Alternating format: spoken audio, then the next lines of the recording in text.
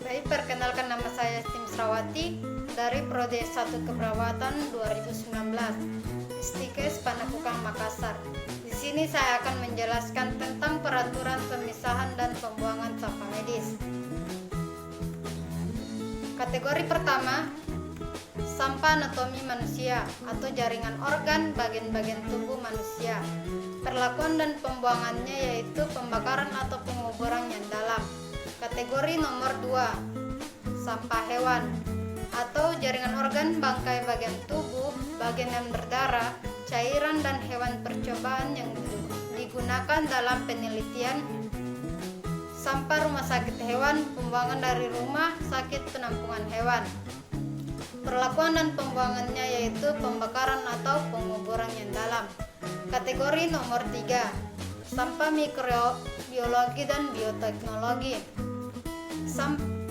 atau sampah dari laboratorium kultur, persendian bahan organisme, vaksin hidup atau yang dilemahkan, kultur sel manusia dan hewan yang digunakan dalam penelitian dan agen-agen infeksius dari laboratorium penelitian dan industri, sampah dari produksi racun biologis, wadah dan alat yang digunakan untuk transfer kultur.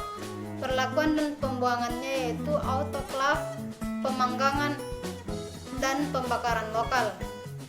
Kategori nomor 4 yaitu sampah tajam atau jarum spuit, skalpel, mata pisau, kaca, dan lain-lain yang dapat menimbulkan tusukan yang luka dan luka gores. Tercakup pula di dalamnya benda tajam baik yang sudah maupun yang belum digunakan. Perlakuan dan pembuangannya yaitu desinfeksi atau secara kimiawi, autoklav, pemanggangan, dan mutilasi atau pemotongan. Kategori nomor 5, obat-obat yang dibuang dan obat-obat sitotoksik atau sampah yang terdiri obat-obat yang sudah kadaluarsa, terkontaminasi, dan dibuang. Perlakuan dan pembuangannya yaitu pembakaran atau penghancuran dan pembuangan obat pada area penguburan yang aman. Kategori nomor 6, sampah padat atau benda-benda yang terkontaminasi dengan darah dan cairan tubuh termasuk kapas, perban, gips, kain, linen, spray, benda-benda lain yang terkontaminasi darah. Perlakuan dan pembuangannya yaitu pembakaran autoklav atau pemanggangan. Kategori nomor 7, sampah padat atau sampah dari benda-benda sekali pakai selain benda tajam seperti selang kateter, set intravena, dan lain-lain. Perlakuan dan pembuangannya yaitu desinfeksi secara kimiawi, autoklav atau pemanggangan, dan mutilasi atau pemotongan. Kategori nomor 8, sampah cair atau sampah dari laboratorium dan dari kegiatan pencucian, pembersihan rumah tangga, dan desinfeksi. Perlakuan dan pembuangannya yaitu desinfeksi secara kimiawi dan buang ke saluran pembuangan.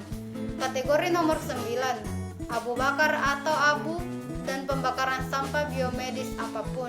Perlakuan dan pembuangannya yaitu dibuang di area pembuangan sampah resmi. Kategori nomor 10, sampah kimiawi atau bahan-bahan kimia yang digunakan dalam produksi bahan biologis kita yang digunakan untuk desinfeksi seperti insektisida. Perlakuan dan pembuangannya yaitu diolah secara kimiawi dan dibuang ke dalam saluran pembuangan untuk sampah cair dan pada area penguburan yang aman untuk sampah padat. Yang pertama, pengolahan secara kimiawi harus dilakukan dengan menggunakan paling tidak larutan hipoklorit 1% atau reagen kimia lainnya yang sebanding. Harus dipastikan bahwa pengolahan secara kimiawi memastikan desinfeksi. Kedua, mutilasi atau pemotongan harus sedemikian rupa sehingga dapat mencegah penggunaan ulang tanpa izin.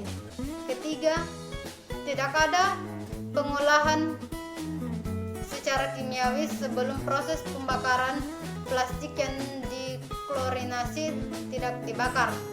Keempat, penguburan dalam dapat menjadi pilihan yang tersedia hanya pada kota-kota kecil dengan populasi kurang dari 500 pada daerah pedesaan. Itulah penjelasan saya tentang peraturan pemisahan dan pembuangan sampah medis. Sekian dan terima kasih.